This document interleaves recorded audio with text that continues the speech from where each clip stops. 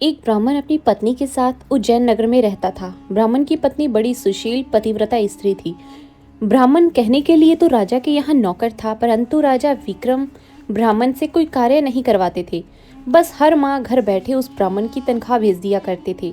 ब्राह्मण को राजा की तनख्वाह खाते खाते काफी समय बीत गया, तो एक दिन वह अपनी पत्नी से बोला, भाग्यवान, राजा का धन खाते खाते काफी लंबा समय हो गया है, किंतु राजा ने बदले में मुझसे कभी कोई काम नहीं लिया।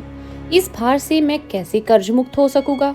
पत्नी से विचार कर वह राजा के पास पहुंचा और बोला, राजन, आपकी रकम खाते खाते मुझे काफी समय हो गया, लेकिन आपने मुझसे कोई काम नहीं लिया। इस प्रकार मैं कैसे कर्ज मुक्त हो सकूंगा। मेरी इच्छा है कि आप मुझसे कोई काम लें, ताकि मैं आपके ऋण से मुक्त हो जाऊं। ब्राह्मण की बात सुनकर राजा बोला, ब्राह्मण, मेरी प्रतिज्ञा है कि मैं किसी ब्राह्मण से काम नहीं लेता, पर फिर भी आपकी यही इच्छा है तो मेरे कहने से आप गंगा में स्नान कराओ और एक कलश गंगा जल मेरे लिए भी लेते आना। यही है आपका कार्य। राजा के वचन सुनकर ब्राह्मण अत्यधिक प्रसन्न होकर अपने घर की ओर चला आया और सारा हाल अपनी पत्नी से कह सुनाया। वह बोली, स्वामी, आप चले जाओगे तो मैं आपके पीछे अन्न जल कैसे ग्रहण करूंगी। मेरा तो यह नियम है कि आपके बिना मैं अन्न जल ग्रहण नहीं करती। ब्राह्मण बोला, मैं अपनी मूर्ति बनवाकर घर के अंदर स्थापित कर दूंगा, तुम उसके दर्शन करके अपना गुजारा कर लेना। यह कहकर उसने अपनी मूर्ति बनवाई और घर में स्थापित करवा दी और आवश्यक सामान ले राजा के पास जाकर बोला, महाराज, अब मैं जा रहा हूँ, मुझे आज्ञा दीजिए और मेरे पीछे से कृपया मेरी पत्नी की खैर खबर लेते रहना। उसको अब मैं आपकी शरण में छोड़े जा रहा हूँ। ब्राह्मण के वचन सुनकर राजा विक्रमादित्य बोले, हे ब्राह्मण, आपके किसी बात की चिंता मत करना और निश्चित होकर आप जाना। आश्वासन देते हुए राजा ने उसे मार्ग व्यय के लिए कुछ धन देकर विदा किया। ब्राह्मण के गंगा स्नान पर जाने के बाद ब्राह्मणी हर रोज सबसे पहले उसकी मूर्ति को भोग लगाती और बाद में खुद खाती। एक दिन ब्राह्मण के पड़ोस में आग लग गई। वह आग इतनी तेजी से फैली कि देखते ही देखते ब्राह्मण ब्राह्मणी के घर तक आ पहुंची। ब्राह्मणी अपने घर में लगी आग देखकर अपने पति की मूर्ति से कहने लगी कि स्वामी, घर में आग लग गई है, कृपया बाहर चलो। जल्दी ही आग ने पूरे घर को अपनी चपेट में ले लिया, परंतु ब्राह्मणी टस से मस न हुई और वह उस ब्राह्मण की मूर्ति के आगे वही शब्द दोहरा रही थी, स्वामी, घर में आग लग गई है, बाहर चलो। आखिर ब्राह्मणी आग में ब्राह्मण की मूर्ति के साथ चिपट जलकर मर गई। जब राजा विक्रम को यह पता चला कि वह माथा पकड़कर बैठ गया और खुद से कहा कि यह तो बड़ा अनर्थ हो गया। जब ब्राह्मण आकर पूछेगा तो मैं उसे क्या उत्तर दूंगा। ब्राह्मण अपनी पत्नी को राजा के हवाले छोड़कर उसे कहने से गंगा स्नान करने गया था, पर ब्राह्मणी तो उसकी मूर्ति के साथ जलकर मर चुकी थी। राजा विक्रम के दिन बड़े भारी हृदय के साथ चिंता में निकल रहे थे। इसी बीच ब्राह्मण वापस आ गया और घर में लगी आग और अपनी पत्नी के जलकर मरने का समाचार सुनकर वह आग बबूला हो उठा और बोला, कैसे हो सकता है, मैं तो राजा को अपनी ब्राह्मणी का ध्यान रखने के लिए बोलकर गया था, उन्होंने उसका ध्यान क्यों नहीं रखा। वह आनन फानन में भागा और राजा के पास गया और क्रोधित होकर पूछने लगा, हे राजा, मेरी स्त्री कहाँ है, मेरी ब्राह्मणी। राजा विक्रम ने भरे हुए हृदय के साथ ब्राह्मण को सारा हाल कह सुनाया और बोला, हे ब्राह्मण देव, क्रोधित मत होइए, मैं किसी अन्य ब्राह्मण की योग्य कन्या से आपका पुनर्विवाह करवा दूंगा। यह सुन गुस्से में ब्राह्मण बोला, हे राजा, जहाँ से भी हो मेरी वही स्त्री मुझे लाकर दो, जिसने मेरी प्रतिमा के साथ जलकर अपने प्राण त्याग दिए, अन्यथा मैं यहीं आपके दरबार में अपना सर पटक पटक कर अपनी जान दे दूंगा। और याद रखना राजा, तुम्हें एक नहीं बल्कि 2 निरपराध लोगों की हत्या का पाप लगेगा, तुम्हें एक ब्राह्मण का श्राप लगेगा। राजा ने लाचार होकर कहा कि शांत हो जाइए ब्राह्मण देव, तनिक मेरी बात सुनिए और मैं जो कह रहा हूँ वैसा करिए। अपनी स्त्री के अस्थियां अवशेष संचय कर उन्हें रख लीजिए और मुझे 1 माह का समय दीजिए, मैं तुम्हारी स्त्री को जीवित करने की कोई युक्ति करता हूँ। यह सुन ब्राह्मण कुछ शांत हुआ और जैसा राजा ने कहा था वैसा ही किया। राजा विक्रम अपने राजकाज अपने मंत्रियों को सौंपकर सादे कपड़ों में अमृत की तलाश में चल पड़ा। चलते चलते कई दिनों के बाद वह गांव में पहुंचा। कई दिन चलने की थकान के कारण वो एक मकान के दरवाजे पर पड़ी चारपाई देख थका मादा उसी पर बैठ गया। उस मकान में एक वृद्धा और उसकी पुत्रवधू रहती थी। वृद्धा का बेटा बहुत दिनों से कहीं बाहर गया हुआ था। उसी के संताप में उसकी पुत्रवधू और वह हमेशा दुखी रहती थी। थोड़ी देर बाद जब वृद्धा की पुत्रवधू बाहर आई और उसने राजा को वहां बैठा देखा तो मन में सोचने लगी कि हो ना हो यही मेरे पति हैं, इसकी सूरत और उम्र दोनों मेरे पति से मिलते हैं। यह बात मन में विचार करके वह भीतर गई और अपनी सांस से कहने लगी कि जी, मुझको ऐसा प्रतीत हो रहा है कि जैसे कि आपका बेटा लौट आया और बाहर द्वार पर बैठा है। बहू की बात सुनकर बुढ़िया खुश होकर दौड़कर दरवाजे पर आई। जब उसने राजा विक्रम को देखा तो उसे भी वह बिल्कुल उसके बेटे की तरह ही जान पड़ा। वृद्धा बोली, बेटा तू बाहर क्यों बैठा है? अंदर चल। कहाँ चला गया था तू? इतने दिनों से देख, तेरी याद में तड़प तड़प कर मेरी यह दुर्दशा हो गई और तूने एक फार भी मेरी सुध नहीं ली। वृद्धा की बात सुनकर राजा विक्रम हड़बड़ा कर सोचने लगा कि हे ईश्वर, यह क्या नई बला मेरे सर पर आन पड़ी। वृद्धा से बोला, माँ, मैं तेरा बेटा नहीं हूँ, पर तू अपने बेटे की तरह ही मुझे समझ। तुझे तेरे पुत्र से मिलाने की कोशिश मैं जरूर करूंगा। बूढ़ी औरत रोते हुए राजा को अपनी बात बताने लगी कि मेरा बेटा जब 12 वर्ष का था तब उसका विवाह हो गया था। विवाह के कुछ दिनों बाद ही वह कहीं चला गया। आज 20 वर्ष हो गए हैं, मगर उसकी कोई खैर खबर नहीं। वह अब तक लौटकर नहीं आया। उसकी पत्नी बेचारी चिंता में सूखकर कांटा हो गई। राजा बोल, बुढ़िया माई, क्या तुझे उसके या उसके किसी पते के बारे में मालूम है कि वह कहाँ है? वृद्धा ने कहा, मैंने कुछ लोगों से सुना है कि दक्षिण दिशा में वीरसेन नामक राजा राज्य करता है, जो हर रोज गरीबों में 1.25 मन सोना दान करता है। उसी राजा के महल में मेरा बेटा दुर्जन नौकरी करता है। तब विक्रमादित्य ने कहा कि बुढ़िया माई, अब तो किसी बात की चिंता मत कर। ईश्वर चाहेगा तो तेरा बेटा शीघ्र ही तुझे आकर मिलेगा।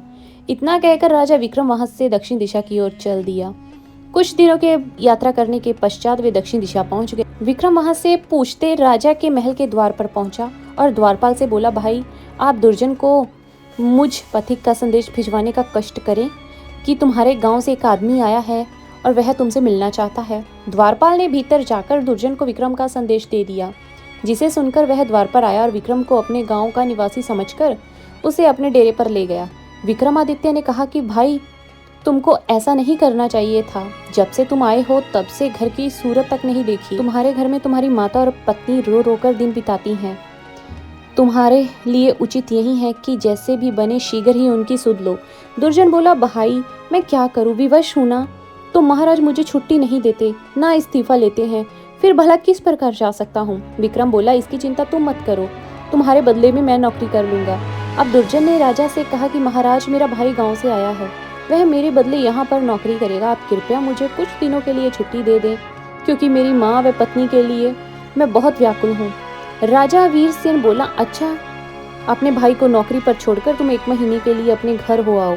यह सुनकर दुर्जन ने विक्रम को नौकरी पर छोड़ा और स्वयं राजा से विदा लेकर अपने घर की ओर चल दिया और उसके बदले में विक्रम वहां नौकरी करने लगा। खुद एक राजा होते हुए भी बड़े हृदय वाले राजा विक्रमादित्य दूसरों के दुख सुख में हमेशा साथ खड़े रहते थे। राजा वीरसेन के यहाँ नौकरी करने लगे। राजा वीरसेन का नियम था कि हर रोज वह आधी रात को शहर से बाहर एक देवी के मंदिर में जाया करते थे। देवी उसे पकड़कर खौलते हुए तेल में डाल देती थी। जब राजा उसमें भुन जाता तो वह उसे निकालकर खा जाती। तत्पश्चात उसकी हड्डियों को इकट्ठा करती, फिर उन पर अमृत छिड़क देती। इस प्रकार राजा पुनः जीवित हो जाता। देवी अक्षय झांझर हिलाकर 1.25 मन सोना राजा को देती, जिसे लेकर राजा वीरसेन चुपचाप महल लौट आता और प्रातःकाल वहीं सोना ब्राह्मणों को दान कर देता। एक दिन राजा विक्रम ने अपने मन में विचार किया कि राजा के पास इतना सोना कहाँ से आता है और हर रोज आधी रात को यह कहाँ जाता है। इसका भेद अवश्य ही जानना चाहिए। दूसरे दिन आधी रात के समय जब वीरसेन ने देवी के मंदिर में जाने के लिए प्रस्थान किया तो राजा विक्रम भी उनके पीछे पीछे चल पड़े। मंदिर में एक तरफ छिपकर उसने खौलते तेल के कड़ाहे में जब राजा को भूनते हुए देखा तो विक्रमादित्य का हृदय द्रवित हो उठा। सारा हाल देखकर वह भारी हृदय के साथ अपने स्थान पर वापस आ गया और विचार किया कि राजा बड़े कष्ट से सोना लाता है, कैसे भी करके इसका दुख दूर करना चाहिए। राजा विक्रम बाजार गया और हर तरह के मेवे, सुगंधित वस्तुएं और तरह तरह के मसाले ले लिए। जब आधी रात का समय नजदीक आया तो विक्रमादित्य ने अपने शरीर को जगह जगह से चाकू से चीरकर सभी प्रकार के मसाले और मेवे कटे हुए स्थान पर भर लिए। अत्यधिक पीड़ा सहन करते हुए राजा विक्रम चुपचाप राजा वीरसेन के कक्ष में गए और अपनी जेब से जादुई वीर निकाल उन्हें हुक्म दिया, जब तक मैं ना आ जाऊं तब तक तुम राजा वीरसेन को ऐसी गलतफहमी में रखना कि उसे होश ना आए। खुद राजा वीरसेन की जगह देवी के मंदिर में विक्रम पहुंच गए। जब देवी के मंदिर में पहुंचा तो भूख से व्याकुल देवी ने उसे पकड़कर तुरंत कड़ाहे में डाल लिया। जब वह भुन गया तो देवी ने उसे निकालकर खा लिया। वह इतना स्वादिष्ट गोश्त उस देवी ने आज तक नहीं खाया था। वो हर रोज वीरसेन को भूनकर खाती और उसे जीवित कर देती थी। राजा वीरसेन में ऐसा कुछ पचा नहीं था, पर आज जब उसने तंदुरुस्त और एकदम हट्टे कट्टे विक्रमादित्य के ताजा गोश्त को खाया, जो तरह तरह के मसाले और मेवे से भरा मांस था, उसका रोम रोम खिल उठा। लजीज गोश्त खा वो अत्यधिक प्रसन्न हो उठी। पूरी तरह तृप्त हो उसने रोज की तरह हड्डियां एकत्रित कर घड़े से अमृत निकालकर उस पर जल छिड़क दिया। अगले ही पल राजा विक्रमादित्य जीवित हो उठा। तब देवी बोली, मैंने आज तक इतना स्वादिष्ट मांस नहीं खाया। आज मैं तुझ पर बड़ी प्रसन्न हूँ। जो भी तुझे चाहिए दिल खोलकर मांग ले। विक्रम बोला, हे माँ, मुझे आपसे 3 वर चाहिए। देवी प्रसन्न हो बोली, दिए तुम्हें। 3 वचन मांगो। क्या मांगने हैं?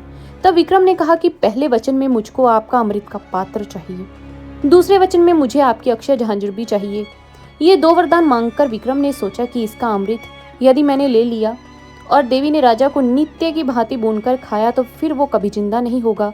इसलिए तीसरे वचन में उसने सोचा कि ना देवी यहाँ रहेगी, ना राजा की जान जाने का डर रहेगा। तब तीसरे वर में उसने देवी को वहां से चले जाने के लिए मांगा। इस प्रकार तीनों वचन देकर देवी वहां से चली गई। राजा विक्रम अमृत कलश और अक्षय झांझर लेकर वापिस आ गए। उसने सोते हुए राजा वीरसेन के पास अपने जादुई बियर उठा ली। थोड़ी ही देर में जब वीरसेन की आंख खुली तो समय देखकर वह घबरा मंदिर की ओर दौड़ा। वहां जाकर उसने देखा तो वहां कोई नहीं था। कड़ाहा भी औंधा पड़ा था। यह देखकर वह बहुत घबराया और मन में सोचने लगा कि सुबह सोना कहाँ से दान करूंगा। लोग कहेंगे कि राजा दिवालिया हो गया, खजाने में धन नहीं रहा। यह सोचते सोचते वह घर जाकर पलंग पर पड़ गया। चिंता में उसे पूरी रात नींद नहीं आई। करवटें बदलते बदलते ही सवेरा हो गया। भिक्षुक पुकारने लगे कि महाराज, प्रातःकाल हो गया। दान करने के लिए सिंहासन पर विराजी भिक्षुक को की पुकार सुनकर राजा अत्यधिक दुखी हो रहा था।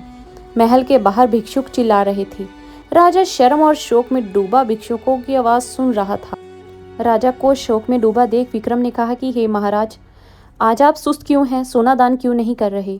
वीरसेन ने सारी बात कह सुनाई। विक्रम ने कहा कि आपने जो बोला वो सत्य है। आज यह ब्राह्मण वर्ग विमुख हो जाएगा तो बड़ा अन्याय होगा। अब विक्रमादित्य ने राजा वीरसेन को अक्षय झांझर दी और कहा कि लो, निकाल लो, इसमें से जितना धन चाहिए उतना निकाल लो और बांट दो। इसके लिए अब तुम्हें कहीं जाने की जरूरत नहीं, इसे अपने पास रखो। अक्षय झांझर देख राजा वीरसेन ने हैरान होते हुए पूछा, यह झांझर तुम्हारे पास कैसे आई? विक्रमादित्य ने राजा को सारा हाल कह सुनाया। सब सुनकर राजा वीरसेन विक्रमादित्य के पैरों में गिर पड़ा और बोला, आप धन्य हैं बंधु, आप कौन हैं? तब राजा विक्रम ने बताया कि मैं उज्जैन नगर का राजा विक्रमादित्य हूँ। अमृत की तलाश में था कि मार्ग में मुझे दुर्जन की माता मिली।